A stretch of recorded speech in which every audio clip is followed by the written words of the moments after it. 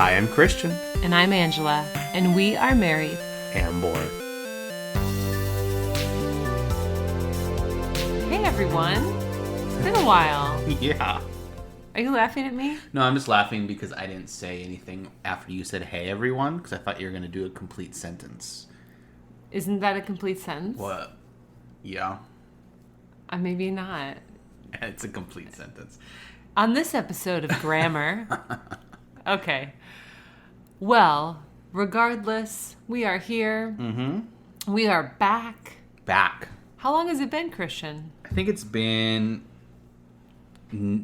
dare I say, 3 years? Okay. It's been about 2.5 months. Oh, okay. Okay.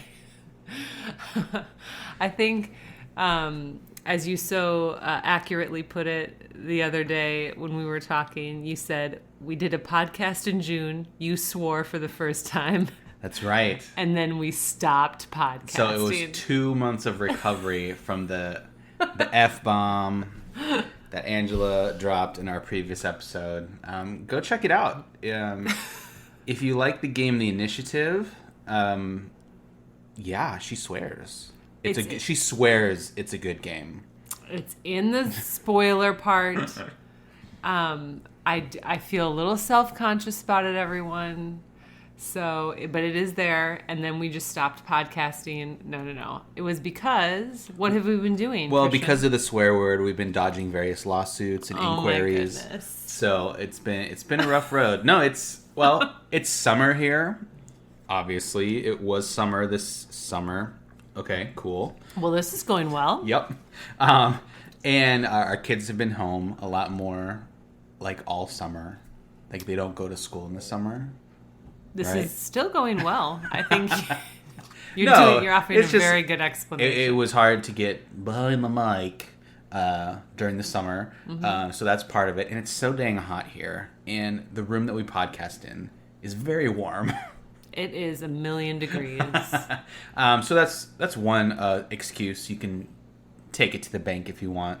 We also did some house projects, some reno. Yep. And by we mean... We paid someone? We paid professionals because we know what's in our wheelhouse. Yep. And that's not... It's not much. It's not much. I can make the backyard look good. Yeah. And I can fix a broken toilet.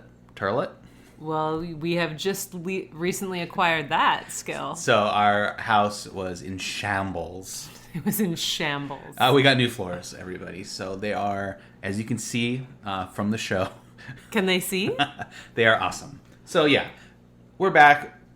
We want to talk about games because even though we haven't chatted with you guys, we have been playing games. We have. And we love it. That's why we do this. That's why, yeah. Did you miss this? I'm realizing how much I miss this in this moment. Podcasting? Yeah. Yes. Hundo. What did you think I meant? I don't know. These Sour Patch Kids, maybe. Okay. Did you miss these? No, I missed podcasting with you guys. We've been playing games. We've been posting them to our Instagram and Instagram stories. So hopefully you follow us at Married and Bored. Chat with us there. Yeah. And we just have missed podcasting. We didn't have a good podcast room. It's a lot of the word podcast. Oh, did you not ramble or make any mistakes No, I earlier? did a perfect transition into one segment to the other. Okay. So, why don't we just start off the show like we start every show by just seeing what's up. Now, okay. I think this whole episode is more of like, what's up? Because it has been so long. Yeah. But we thought it'd be fun to just come back and chat games, what we've been playing. We'll go into some detail on like 2 or 3 of them that we had a really good time playing over the break, in quotes. Mm-hmm. And then we want to like rapid fire a few more and just give our initial impressions, quick 2 or 3 sentence like thoughts on. All right. We don't want to dive deep. Not doing a deep dive. We're just gonna wade into these games. Yeah, we're gonna submerge your ankles and possibly your calves. Okay. And that's all we got. Or a little sprinkle of games. A little sprinkle. Yeah. But first, let's start with a true what's up. Okay. And just within the recent weeks. Yeah. What's been going on with you? What is up? Oh, I have to go first? Yeah, sure. Okay. You're number one on our show notes. Well, that's just the default. And in my heart. Oh, that is so sweet. Okay. Here's the deal. What's been going on with me? I gotta think of something really good. We've been playing a lot of games. I've been really enjoying a game that has been around for a while, but has never been added to our collection until recently. Chess. Not... Okay. I'm gonna swoop in and bother you during your What's Up segment. Viticulture. So I finally got Viticulture. That's right. I've been playing that. Christian has played a couple times. I think, yeah, I've gotten 2 or 3 times. Will we hit this one in the rapid fire? No, do it now because it's your current what's up. Okay. Yeah, I've been really hearing good things about it. Interestingly enough, we went to an Airbnb this past, end of winter, early spring. And they had it at the Airbnb. And then because we did not expect an Airbnb to have that kind of game, we had already prepared by bringing some games. Yeah, and we didn't search board games in the search filters on Airbnb. No, we did not. No, so we had no idea. So, yes, so Christian had brought, you bought Cubitos for that trip. Cubitos. So we had, in our mind that we were going to play that, and so we just never got around to Viticulture. And it's just been teasing me from afar until now. Oh, jeez. Did you just fall? Almost. Okay. Sorry. Yeah, you are a worker placement girl. I do love me some worker placement. You love those type of games. Planning has always been your thing. Mm-hmm. And this, what am I trying to say here? Like, wine for us is not really our thing. Like, no, we're not anti-wine. No, we just but don't, we're not like, yes, drink wine. I don't know the notes and the legs. What kind of tones does this the wine tones have? Yeah. What's another wine word? Sommelier. Yep. We're board game sommeliers, but not wine sommelier. Yeah, so like the theme of it, maybe not up our alley, but it is a very good worker placement game. So I have been enjoying that. Solo, another solo one that we just acquired through Board Game Exchange on Facebook or something. Yeah, we are a part of the Arizona Board Game Exchange or something like that. Yeah. So shout out to my peeps. Okay, yeah. Shout it out. We got Under Falling Skies, which is another solo, not exclusively solo, but Viticulture and Under Falling Skies I can play solo, so that's been cool. Wait, how was your solo experience in Viticulture? I haven't played it tons, maybe 3-4 times solo, and I really liked it. I like it better than playing with you. Oh, cool. So in this episode, Angela's gonna take over from here. Hey, I don't like worker placement. Well, that's all I meant, is that he just doesn't really like the game. So it's kind of like you're sitting across from someone that you know wants to do something else. Yeah. And also, like, worker placement, when you play with only 2 people, I kind of find it a little boring. Because you just take all the actions that I want to do, and I can only get mad at you. Okay. And no one else. That's right. It's just like our marriage. No, how? You can only get mad at the other person. I guess so. So it's a pure parallel to marriage. This is going really well. And then can I just throw in like another curveball? Yeah. I'm going to keep going. Yep. On my What's Up. I have been reading someone's is it a formal blog? It's like a forum. Yeah, it's from what I've seen of it, it's just a series of, I would say, little blog posts. It's not like a WordPress blog, but it's a forum, and he just does little posts. Yes. So what? I went down. Okay, this never happens to me. Although some of you, this might happen to you. You know the like Wikipedia rabbit trail or Google rabbit trail. I went down a BGG rabbit trail. Yeah.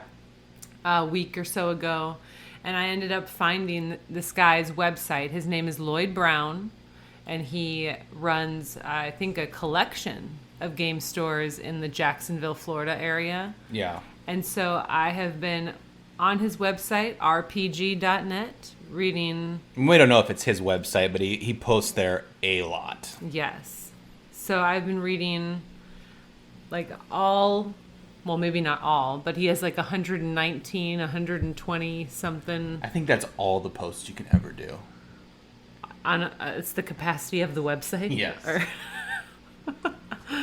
So, there you go. Shout out to Lloyd Brown. Yeah, but what have you been reading him on? What is it about? Oh, sorry. I thought this is what happens when you distract me.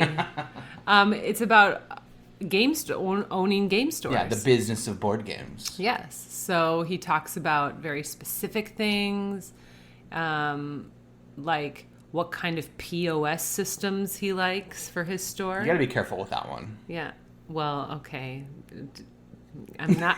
You're trying to get me to swear again. He's giving me the eyes. Like, do you want to tell everyone what that stands for? No. The cool thing, from what I haven't dove as deep as you, but his articles span at this point like decades. A decade. Yeah, there's so many. They started he started his game store in 1999, but I don't think he started writing these until 2009. Oh, okay, cool.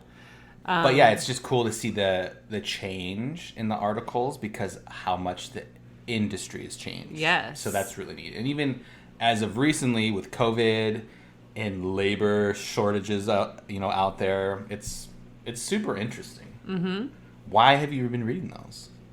I would rather not say. You'd rather not say. I'm going to plead the fifth. No, we think it'd be really cool to have a store. Yeah, it would be so cool. And one of the best things most encouraging things that I liked reading about his more recent posts that are, around or post-COVID was just about how the industry has changed. And there was many things he included in that list, but one of them was that it's now broken out into more women are joining the gaming community. Yeah. And so I was like, rah, rah, here we go. Yeah. And I mean, you see that everywhere. You see that in Instagram. You see that all over YouTube. Mm-hmm. So it's cool. Yeah. Get more of those ladies. Get more women to go in a game store is definitely a good thing. Yes. Okay, that is my full entire episode of What's Up. What's up with you, Christian? You know what? I have been checking my email probably, not including work stuff, but including work stuff like 16 times a day because I am still waiting for my stupid Kickstarter shipment of Ankh to show up. Oh my gosh. I don't even know. Okay, so since our last episode, I've received one thing as a backer from that game. Yeah. And it's the playmat. Yep. Which is super cool. And I think I got it like June 7th. Yep. Right after we stopped. Right after our little break started. And I was like, oh my gosh. We're going to get Ankh soon. We're going to play it. We're going to talk about it. Yeah. And that still has not happened. Oh. It's the worst. So I have been checking my email all the time to look for that shipping notification. Would you say that you've been checking it more frequently than is necessary? Oh yeah, 100%. Okay. Because sometimes I'll be looking at my work email and I'll just be like, let's just check. Who knows? It's been at least 3 hours, right? And I'm like, nah, it's probably only been 30 minutes since I last checked. It's been 8 minutes. And I have a phone which will go off when I get that email. I have it set up. Exactly. So I've checked it so many times. Oh, it's just really hard to see people on online who have it. And I think we kickstarted it.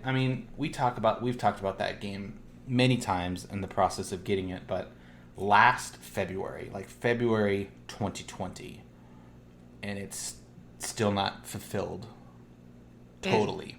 Now, there's a lot going on that affect that with shipping and all that junk, but just hurry up. Hurry up. No, I'm more patient of a waiter than you are. I can wait. It's fine. I have to. I can wait. I'm just going to check my email 100 times There's a day. nothing I can do about it, but I just really want that notification. And then I'm kind of getting worried personally that I'm just working myself up for all this stuff that will show up. And then when it does, like the game will not be good, or I will not be good at the game, or there'll be something that like disappoints me, and I'll be like, oh, those 200 times I checked my email last Wednesday. That was not worth it. Well, you're setting it up to be on a very high pedestal here. Well, I know. It's cool. It's very cool. Go look at it. I know. Ancient Egypt gods? Like, you remember 5th grade? That's when you learned that stuff. Yeah. I don't remember their names. Ra. Are you cheering me on? Ra. Iris, it's Isis. That's what it is. Yeah. Yep. So, yeah, I've been doing a lot of waiting. Another thing that I'm kind of waiting on, or for, is, and a lot of the industry is waiting on Gen Con.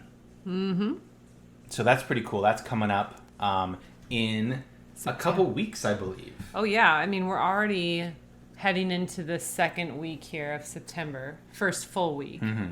So I think it's the week after. It's like in 2 weekends, which is crazy. Yeah. And it's in person this year. I know because of last year, they had Gen Con online, which was what it was. They did the best they could. I remember watching a few streams, and like the big game that I remember that was announced, which was just released recently, was the new Descent.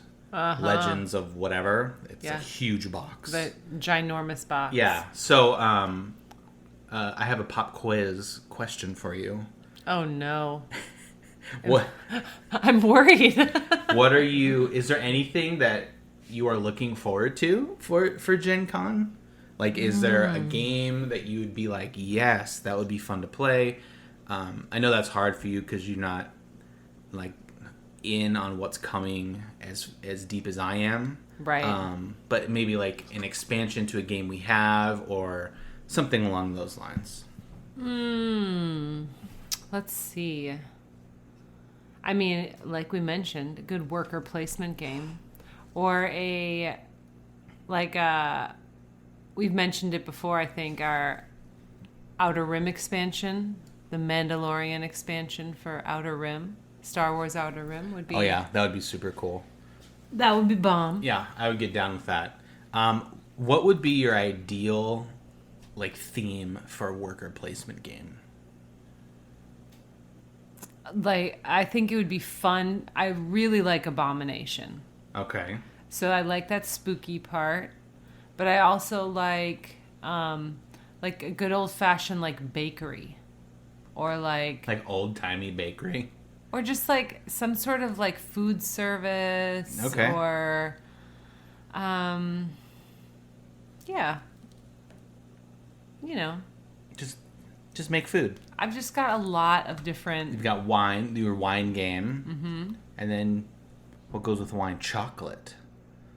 Sure. You could do a worker placement chocolate factory. Yeah. A Willy Wonka's chocolate factory, if you will. Yeah, it could be great. And you can pick what kid you want to be.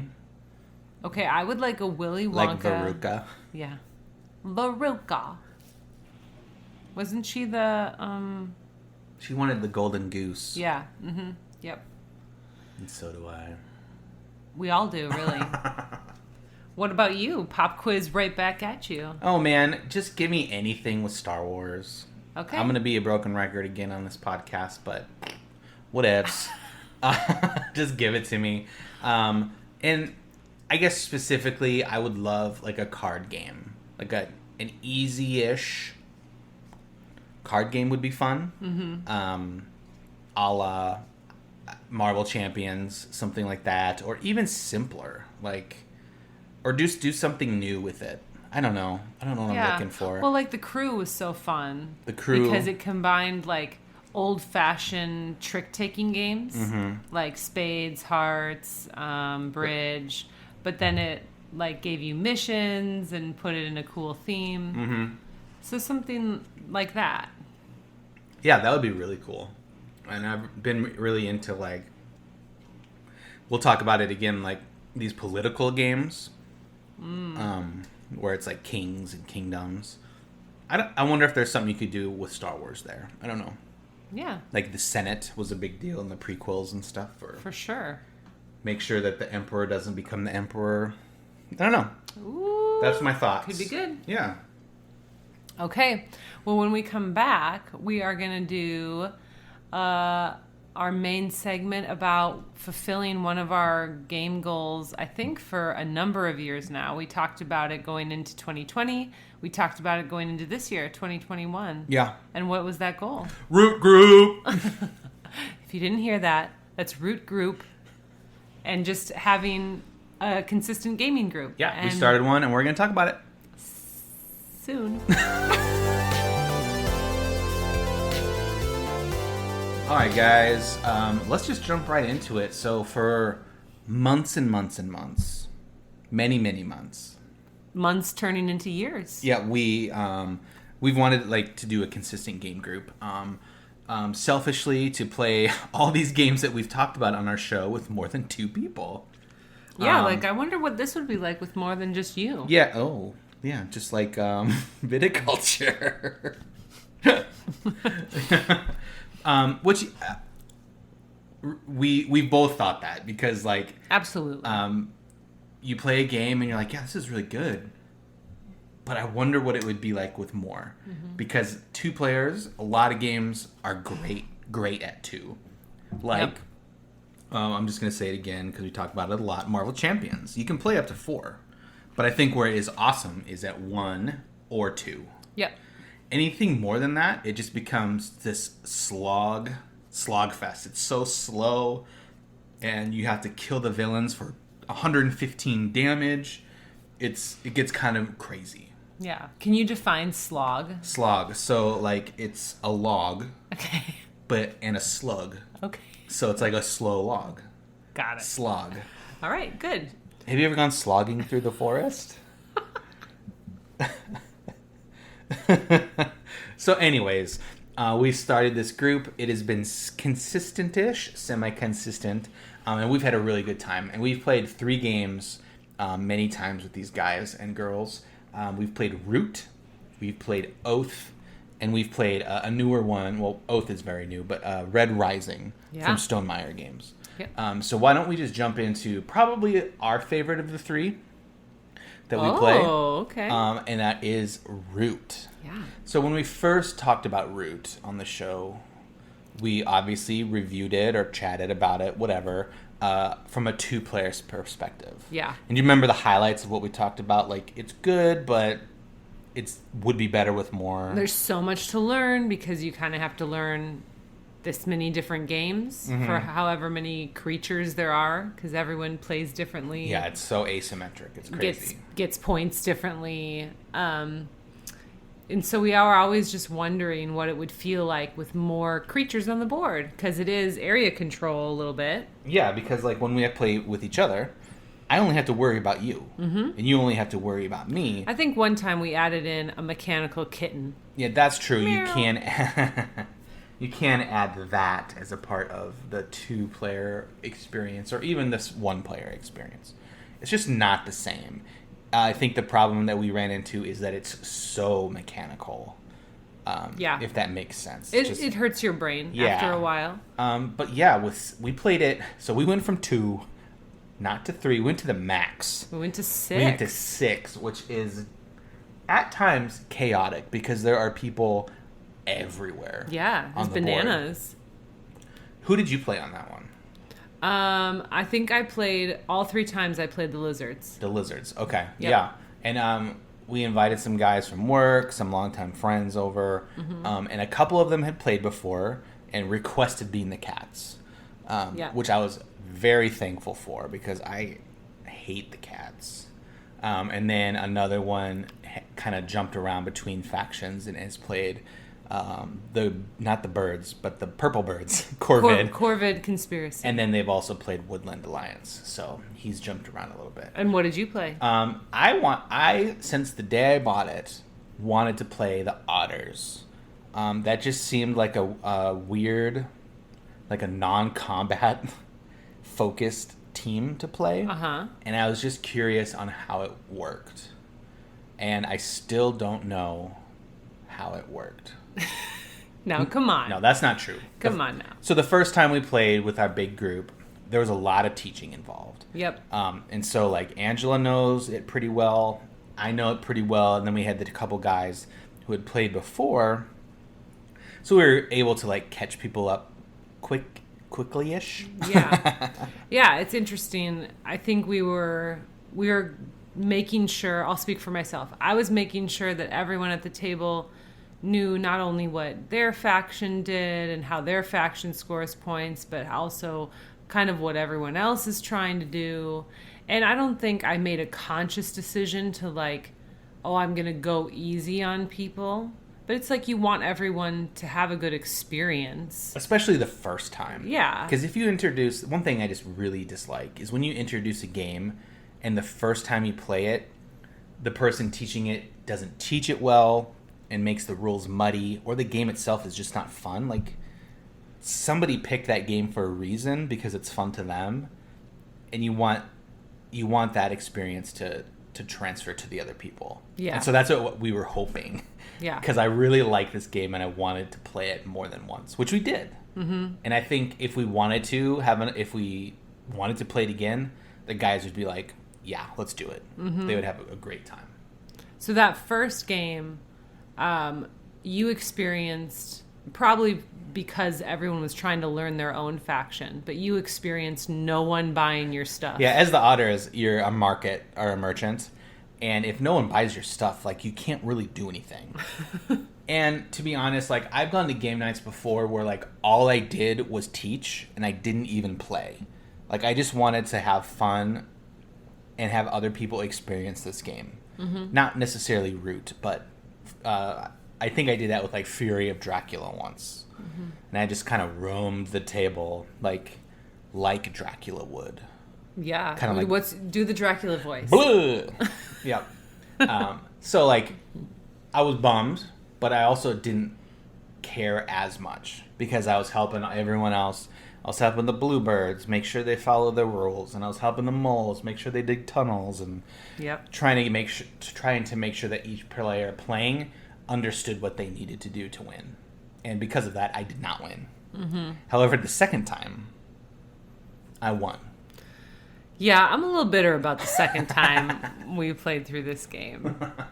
No, it's fine. I've let it go. But it's funny that, like, I think that first game, you might correct me if I'm wrong, but that first game, it was down to, like, I think the cats and the Erie, the bluebirds. Yep. Really close for that 30 victory points, like, final turn. Yeah, they were both within, like, 7 points. And everyone was trying to kind of solve the puzzle about who could earn them. Like, everyone kind of essentially gave up trying to help their faction win and tried to help one or the other of these guys win. And for some reason, we all decided on the bluebirds. Yeah. They were first in the turn order, followed by the cats. Oh, that's what it was. We all kind of, like, group mind melded. Yeah. To see, can the birds get 7 points before the cats? And how can they? Yeah. Because once someone hits 30, that's it. Mm-hmm. And we did it. We figured it out as a group. And the guy who played the cats, he wasn't, like, bitter, like, super bitter, but maybe a little bit, because the next game, he bought so much stuff for me at the end to spite you in a lot of ways, because you were winning for a lot of it too, weren't you? No, I was, like, below 10 victory points. Oh, was it that second game? Because we figured out later, not during the game, but we figured out later that I was doing some things slightly wrong with the lizards. You were handicapping yourself when you didn't need to be. Right. So you just didn't understand, why are you letting Christian win? Well, yeah, because it's like, well, how did Christian get that many victory points? And I looked across the table at everyone, and I was like, are we serious right now? Are we letting him win? Is everyone not sure how he's doing it? Because I see everyone buying his stuff, and that's how he's doing it. Yeah. And they figured out that it can be really good to buy my wares. Yeah. So I had a lot of fun playing them. I would go back and play them again. Yeah. And then I switched to Vagabond to just play the game again, but have a different vibe. Like, because if you don't have that market, everything kind of changes. Sure. So I was not a good Vagabond player, but I still enjoyed it. And you dominated that game. Yeah, I came back with a vengeance because I was heated about that you second won game. Like 30, and the closest person was probably at like 16.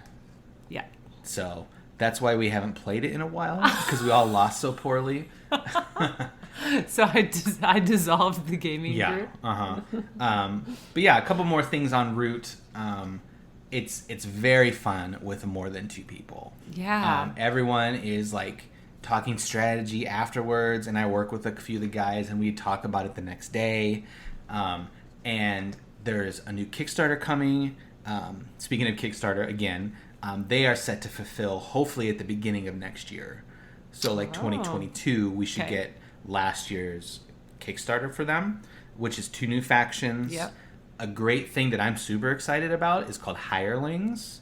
Look it up. It's kind of confusing, but if you can put like a miniature version of all the factions in your game to beef up like a 2-player game. So like you and I could fight for control over these neutral factions. So like one of us is the cats. Yeah. And they could fight for you because you have more resources or sway in the area. But then I could take that from you, and they can then fight for me. Interesting. Yeah, and there's one for every faction, and then there's some new ones that have just created just to be hirelings. Okay. Which is pretty neat. And then the mobile game, the mobile app. Yeah. You went on a little deep dive of the mobile app for a little bit, that's where I figured out that I was doing those 2 things incorrectly for the lizard call. Yeah. And so because in the mobile app, if you've never done it, it's very well done. And it won't let you do actions that aren't available. Right, because you're like, I think I have one more action. I'm going to move over here. The app knows. Yeah. So I figured out after a couple go-throughs, I was like, how come I'm not allowed to do... Oh, that's what's going on. And then I went back to the rule book, and for some reason I must have just read it differently the first time. I mean, I think we both did. You interpret something one way the first time you read it, and it affects everything. Yeah. And so like one example of that is the Eerie, the bluebirds.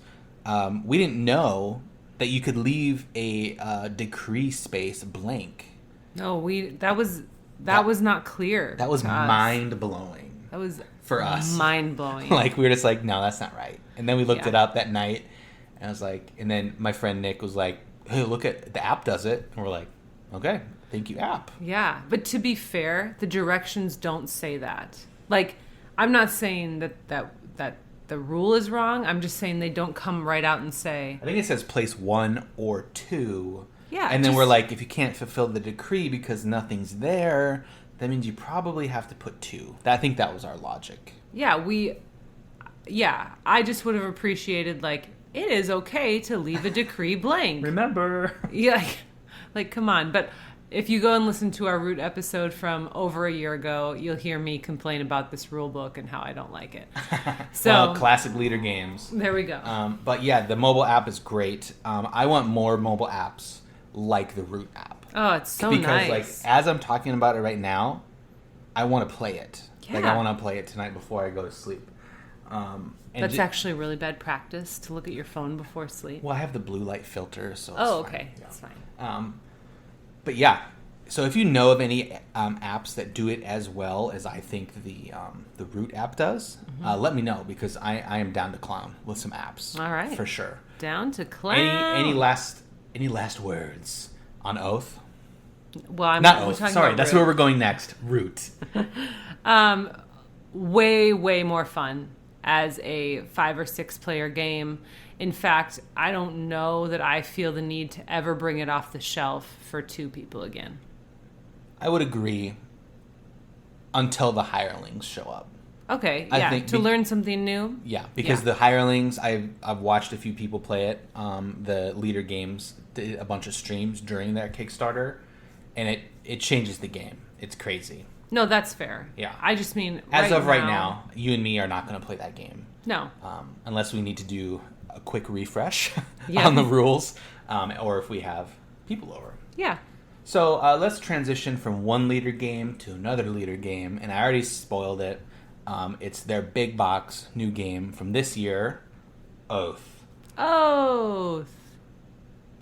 Yep, you know, leader games, they are famous for their 4-letter word games. Not those 4-letter words, but 4-letter words. Thanks for rubbing that in one more time. I wasn't even thinking about that. But Oath, man, I'll just start by saying that, like, when I play Oath, it is a game I cannot get out of my head after playing it. It just, I don't want to say consumes me, because I don't talk like that. No. But I think about it a lot. You've never talked to me about it after a game. Well, that's true, because you haven't played it with us. True. You and I did the walkthrough when we first got the game. The walkthrough is a great way to learn how to play Oath, because here's the thing with Oath. It's crazy. I don't know how to... I'm thinking about it now. I don't know how to explain what it is. Right. Or even, like, how to play. Like, there's a king and there's subjects, but then the subjects can become citizens and overthrow the king, and then next time they're the king. I don't know, like, a game where I could be like, yeah, if you've played this, then Oath. Right. But I have played it with the game group. You haven't been as involved, but you've kind of hung out a couple of the nights that we've played it. Yeah, I went through the walkthrough with you, and I'm not going to give any thoughts about it because I feel like that's unfair. To give like to even have a discussion about it for me, because I walked through it with you as a 2-player experience when it's really not supposed to be, and they even say that. Yeah. In the directions, but we just wanted to learn it. We wanted to learn it for the inevitability of playing it with the group. Yep. And I missed the first session. I was somewhere else. And then the second session, I was just feeling like I'm already behind. Like, it's not really appealing to me because I wasn't in the first session. I don't know. That's the great thing, though. Like, I love it because, like, you can just jump in and you're on an equal playing field with everybody. It's like Legacy Light. Like, yeah, because Jason or whoever won last game, he's now the king. And all of us just try to get rid of him. Like, try to get rid of the king this time. It's nothing I did last game affects me unless I won, if that makes sense. Okay, I think I was more concerned about just, like, having a grasp of the rules. Sure. And that's fine. Not really like, oh, would I win or not? And the reality is we haven't played this one in over a month. Mm-hmm. So we'd probably have to, like, all refresh on the rules anyways. So I think if you're interested, and I think you should because you're my wife, you should join us the next time we play. All right. I will. I'll mull it over. And then I will just say... one more quick thing on Oath is that it is so funny to me that after we play it, I'll go to work the next day and there's 2 of the guys that are in our group at work and we just start talking about it. And the words that we use that are like just specific to this game, I just stopped one time and I was like, everybody or anybody who's listening to this right now thinks that we are insane. Just because, like, oh my gosh, like... If he would have had one more vision... Yeah. Did you see how many secrets he put? I put 3 secrets on the banner of the darkest secret. Yeah. And I could not take that from him. But then he came in with, like... And I campaigned against him. And he had, like, just all these... Oh my goodness. All these funny names and words that out of context sound ridiculous. Yeah. But, like... Us 3 at work knew exactly what we were talking about. That's all you need. And we got into it. And it was like one of those things, like for days after playing it, we were like, okay, guys, we got destroyed by the Chancellor. how are we going to get him next time? Like, should we get more favor? Should we get more secrets? Should we get the wizard school? Like, all these weird things that I'm saying right now. And Angela is embarrassed for me. I'm not embarrassed. I'm just... There's just so much in this game I don't have a grasp of. And so I'm like, in my head, I'm like, oh, I'm never going to catch up. I know I said that Root is probably my favorite of the three we're going to talk about, but I really like Oath. And if you need some convincing on Oath, listen to me. Not me. But no, Shut Up and Sit Down did an Oath review. That is one of their best reviews ever. Like, there's a new guy on that show named Tom, and he's really good, and he did a great review of that. So if you need some convincing, go check that out. And I saw it at retail at our local game store, on their little Facebook ad. So you can find it out there. I would suggest getting it. It's not a 2-player game, I will say that. But if you have a consistent group that you'd want to experience this weird world-building hierarchy, but it's also like generation upon generation of kings. And it's really hard to describe. Yeah. And it's pretty. I will say that. Everything looks nice. Mm-hmm. Mm-hmm. Right? Well, it has the same... No, I'm nodding. Like, it has that kind of same reminiscent... It's leader games. Yeah. Yeah. They're the best. Yeah. Hey, Patrick, call me. All right. Want to give him your number? Or? No, he does have it. Okay, yeah. all right. So, Ange, I say we take a quick break. Okay. And then we're going to just wrap it up with our last game. And then we're going to hit our viewers... Again, viewers. Oh, are they viewing? Our listeners with just some quick thoughts about a few other games. Okay. This episode is sponsored by Show It. Are you stuck in a boring website template? Maybe you don't even know where to start. Experience the true creative freedom with the drag and drop simplicity of a Show It website. Our website, marriedandbored.com, is a Show It website, and we love how simple it is to create. Get started for free at showit.co. You won't be disappointed. All right, Angela, let's just jump into our last game here called Red Rising. You want to kick that one off? Well, I think it's... Since I took Oath. Yeah. Well, that's okay. Red Rising, it's actually funny that you're giving this to me because you have read the books. Yeah, I'm 2 out of 3. Yes. Through the first trilogy. Okay. Yes. So you've read the books. I have not, but we've played the game. The anticipated release from Stonemaier Games of this IP. And we've played it 2-player, and then we recently, I think we might have done 3 separate sessions of this after an intense night of Root, after of Root, all things. Maybe even a quick Oath. I don't know. Yeah. Like, my friends just wanted to, like, play something else. Like, yeah. we got done really early one night. Well, yeah, because it was the Root night. Yeah, thank you, lizards. Yeah. Yes. So we've played Red Rising, and I think we played 4 players and 5 players on separate sessions. And I really enjoyed that experience. I would not say it's as cut and dry for me as Root is with 2 players versus 5 or 6. Like, I would still pick up Red Rising from our shelf, even if I knew Christian and I were the only ones that were going to play it. Yeah, we played it like a week ago. Yeah. Yeah. So, whereas I would not take Root off the shelf for just 2 players anymore, unless we were learning something about it.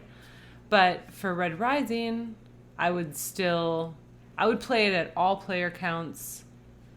I just happen to really enjoy the changes that took place at 4 or 5. What do you think was the biggest change? Probably like cycling through more cards. The amount of cards available. Yeah. Yeah, I would agree with that. Have you done this one solo?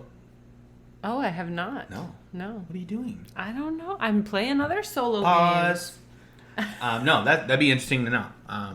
Yeah, I like Red Rising. It's one of the first times in my life that a game has made me read a book. Oh, I thought you read the books beforehand. No, I saw this like advertised that it was coming this year. We bought it this year. Yeah. Earlier this year, and I was like, "Oh, Red Rising, that's cool."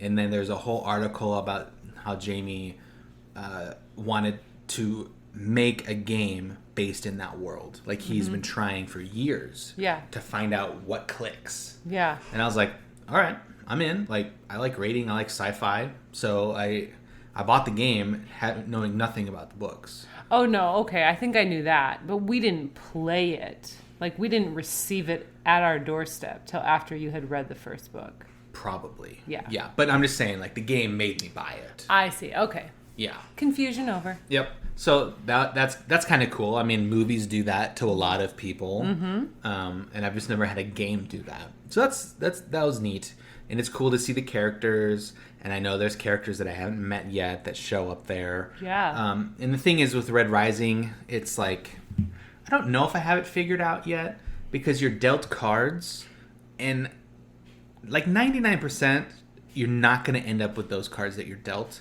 because every action you have to put down a card and keep a card. Or what am I trying to say? Put down a card to draw a card. So you're always cycling through cards. Yeah.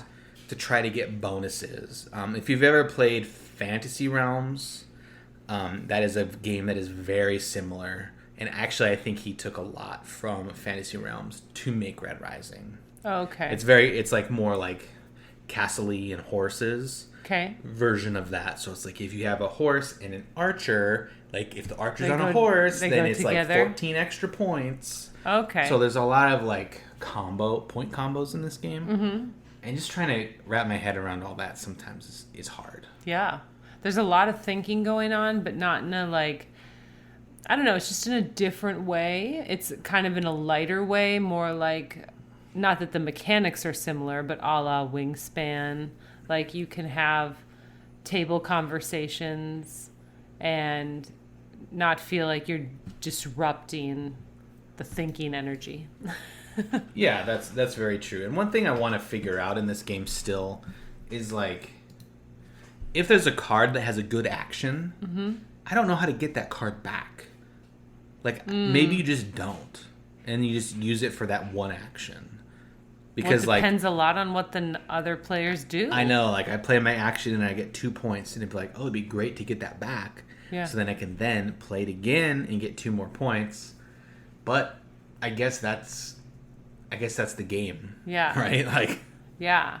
Well, yeah, with 4 and 5 players, there's a lot more like take that.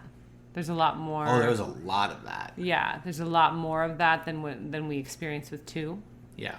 Yeah, definitely. There was, I think, somebody one time we played just constantly was banishing someone's card from their hand. I ended our last session with, I think, 3 cards. Yeah, you had like 4 or 3 cards. Yeah. And you can have a maximum of 8. Yeah, it's like, great. Well, I'm not going to... You're not going to win on that one. No. But that was a 2-player game, and I did that to you, so remember... Or maybe don't remember that I did that to you. I have forgiven you. But yeah, Red Rising, have you guys played it? What do you guys think? It's one of the ones we played the most, but we also have like the least experience with. Played the most with the group. What am I trying to say? I don't know. I'm curious. Okay, let's just rewind. It's not the deepest game. Right?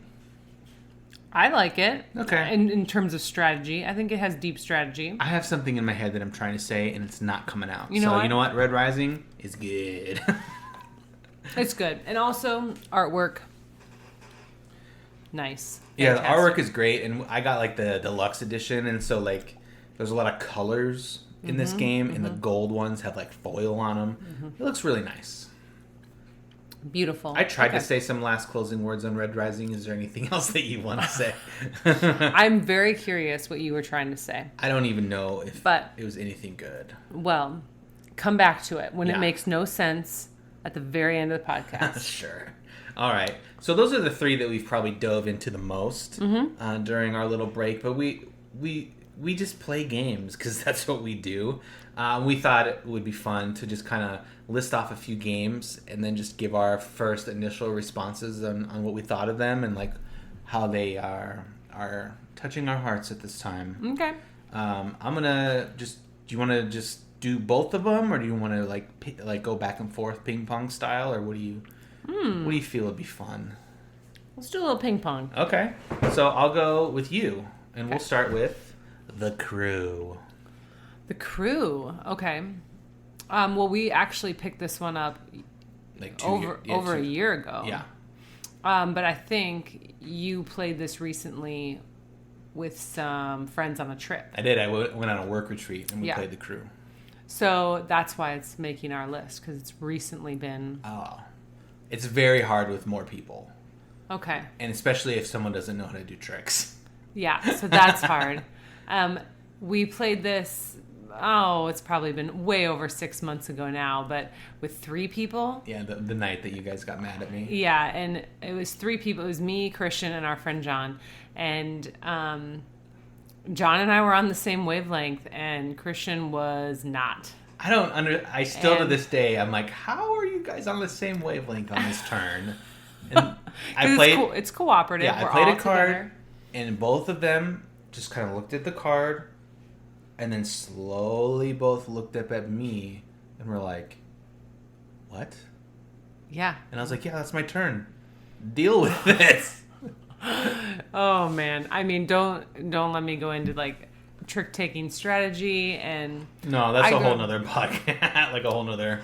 I grew up with a father who was like, and mother who were into bridge, but a father who would like teach me card games and trick taking games specifically with partners, like bridge, like spades, and he would say like, okay, I led low. What does that mean? Yeah, you used to do that to me when you taught me spades. Mm-hmm. Do you know why I'm playing this card right now? Yeah. And I'd say, no, I do not. Yeah. So I think it was a little bit of that where I was like, okay, he gave us a signal a few turns ago, and now he's not doing what the signal was supposed to say.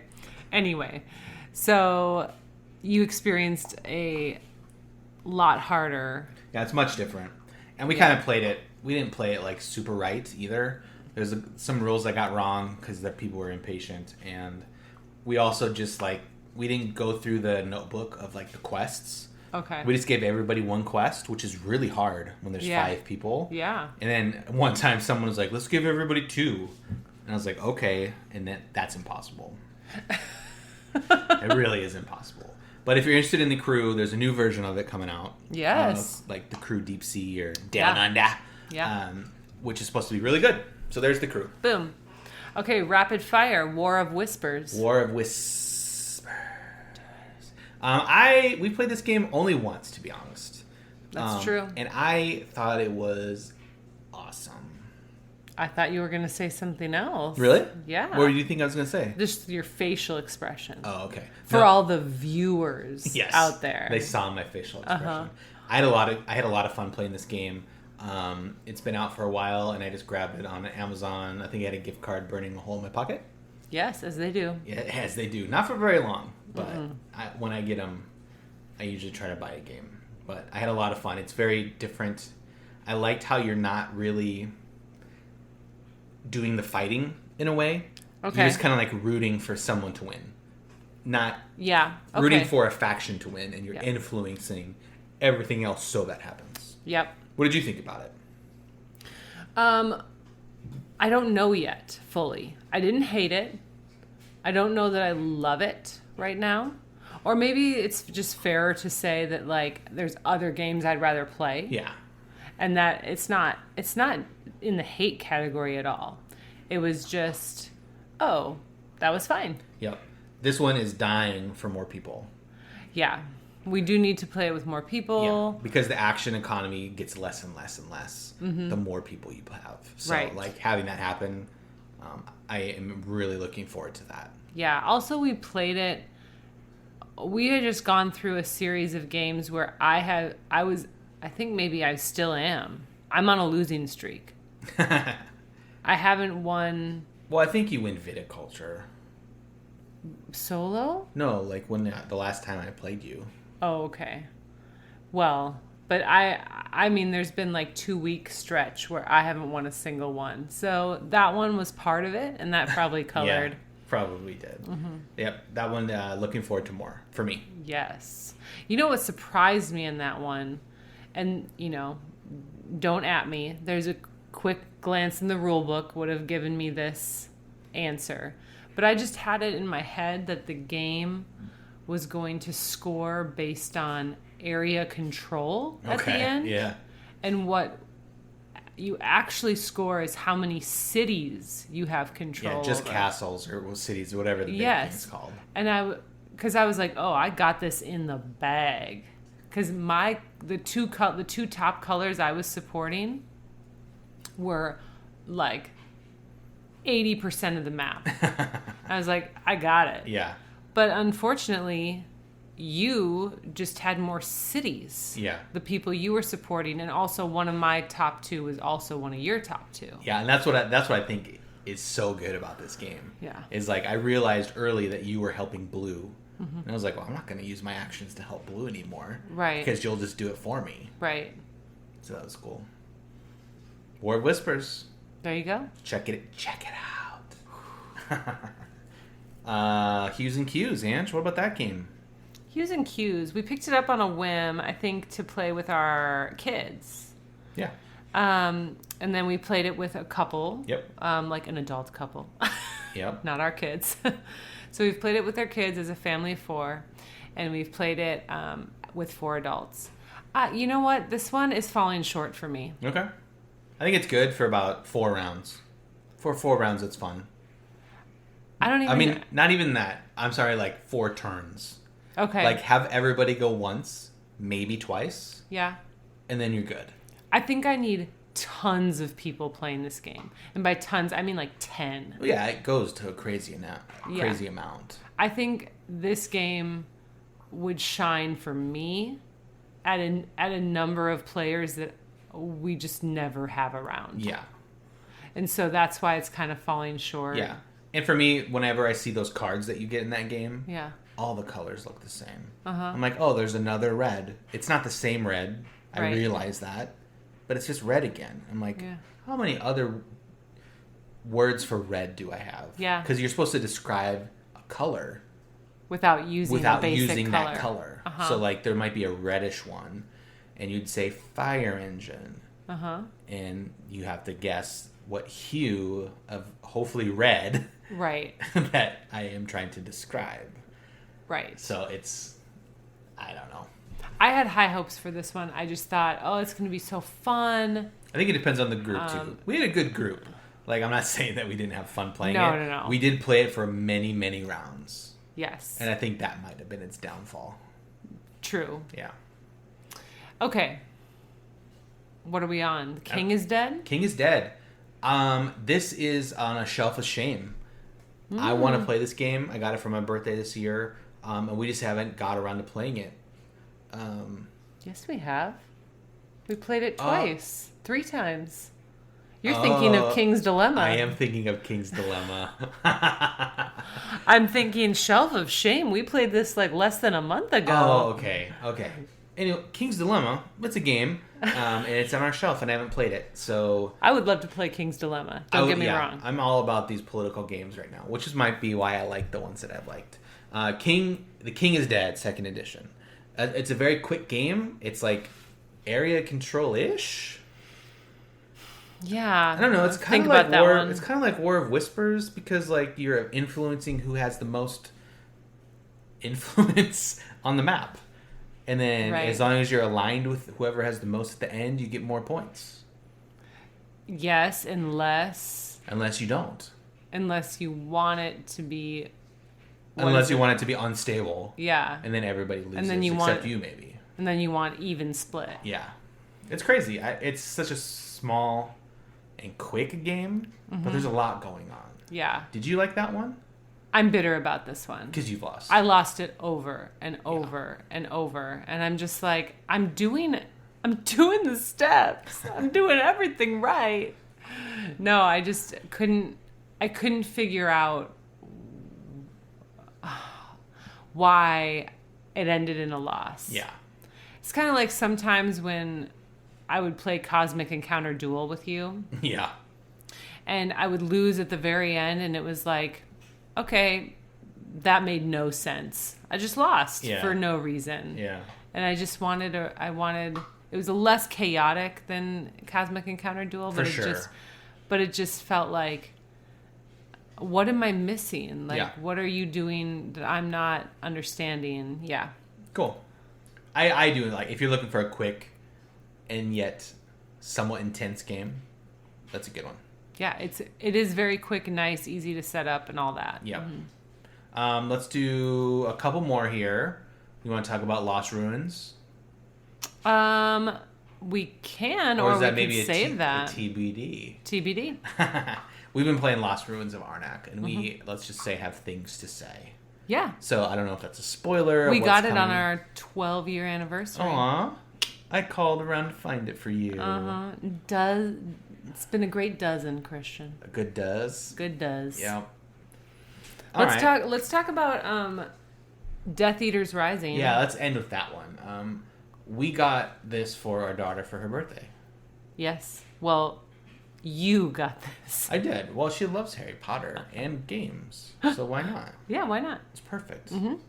Don't give me the I'm not giving you eye roll. You have any? Why don't you take this one? It's very hard. Yeah. I really enjoy it. I like the challenge of it. I don't think our kids enjoy it. I think it might be too hard for them, which is weird because Marvel Champions can be really unforgiving as well. No, this one is different. Okay. I think there's so much deeper strategy that they're not tapping into, and we've only played this as a family. And so I think Christian and I would be better at playing this game by ourselves to just experience some success, maybe. Yeah, true. And I really enjoy the game. I wish I could play it solo. I love a good challenge. You probably could like two-hand. I don't like two-handing the solo game. It's not true solo. Yep, don't get me started. So I really enjoy this game. I want to like this game. I think you told a story, or you told me that every time we've played this game, I say the same thing. Yeah, on the without fail, the very first turn, every time we've played this game, Christian says some version of, "This is stupid," under his breath. And I'm just like, well, everyone's given up. Like, everyone just gives up. Yeah, I probably shouldn't do that with kids, but I just feel like the game, like most games, get easier as you, quote, level up. And so, like, you get more people on your team in this game, the game becomes easier. But the game is really hard. Mm-hmm. And so when you don't have those people on your team, it is brutal. Yeah. At the very beginning, almost to the point of like, I don't want to do it. Okay. Because like, if you can't even get people on your team, there was one time where I had like 4 people. Yeah. And I was rolling dice like Vegas dice. I was rolling a lot of wizard dice, that's for sure. But on the other side of that, it was only lasted for like 2 turns, and then they died. So it's. I think we could capitalize more on the strategy of it. Our kids just go where they want to, like, they go to whatever location sounds fun. Or or what wizard is at that place. I want Voldemort, or not Voldemort, but like I want Luna on my team, so I'm going to go there. Yeah, and that's fine. Like, no problem. That's what a kid should do. But like for us, if we played, we'd probably take a deeper look at like what location needs us there right now. Yep. And what locations should we stay away from right now? Yeah. Yeah. And we haven't been doing that. No, we haven't. So that's one that it is a good game. Like I do want to like it. I just haven't. And I love, just like you like Star Wars, I tend to love things with the Harry Potter. Yeah. And I love games with dice. So yeah, the dice. It's good. It's fun. Well, that was a lot of game talk. Well, that's what we do a podcast on, Christian. Well, this one specifically had a lot of game talk. Yeah. Well, let's just take a quick break, and then we'll come back and wrap it up in a nice little bow. Sounds good. All right, folks. Thanks again for sticking with us after our long hiatus / break. And in this episode, we just had a lot of games that we played, and we just had to like word vomit all of this stuff out. We had to. We could have split it up into many episodes, but we have so much more to talk about.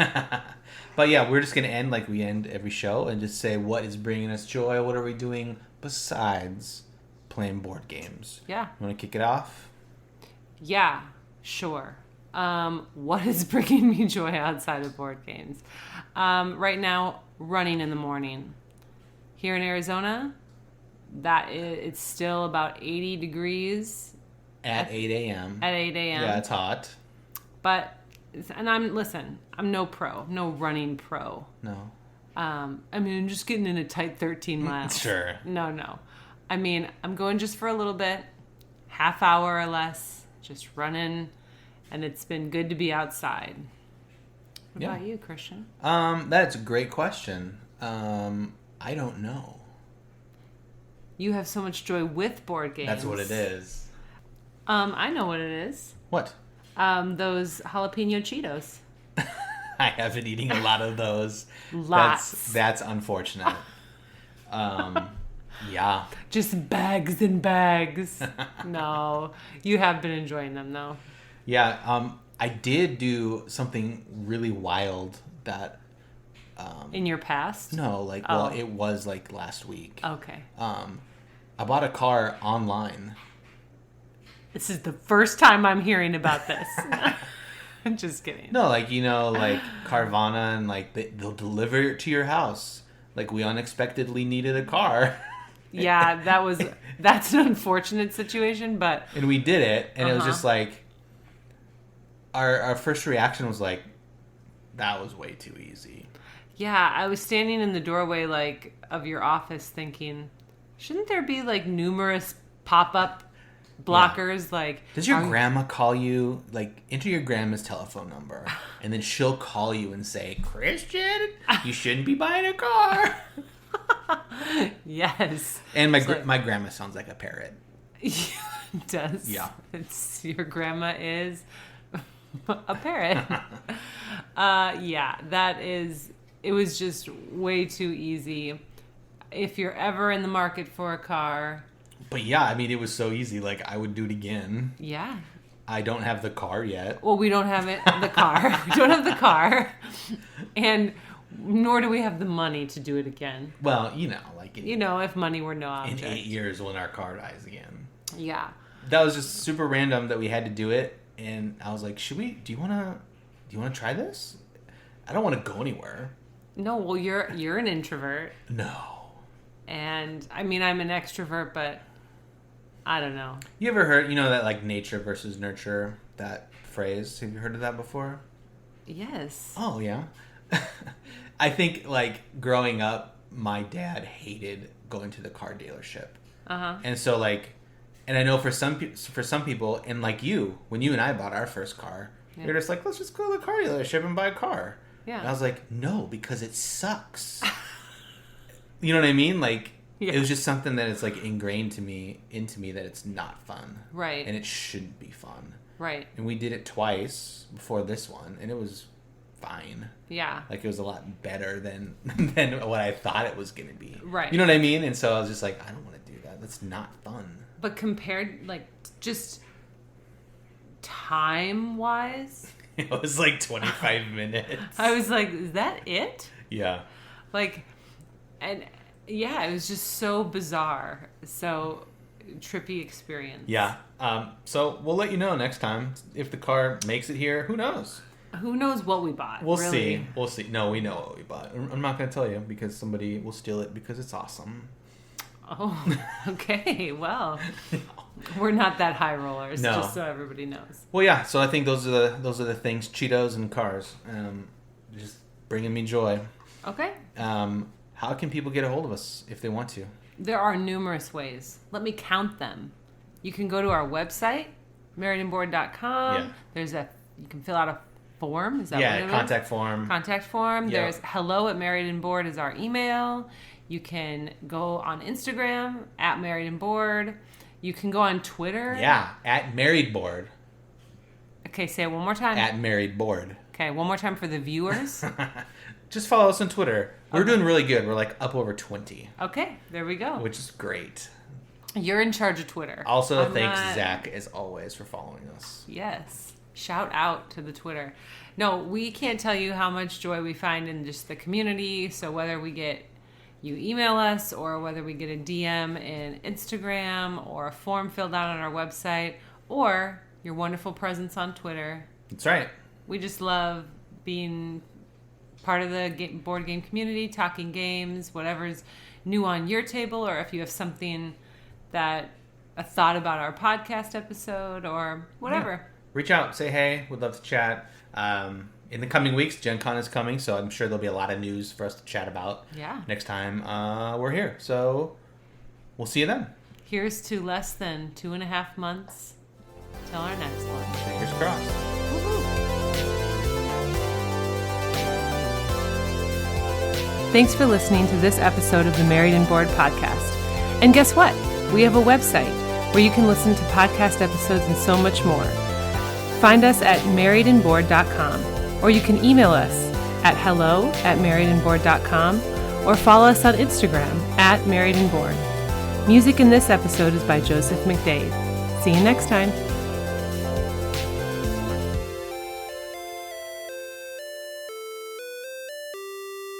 Are you waiting for me? It's been a very long time. Okay, let's try that one more time.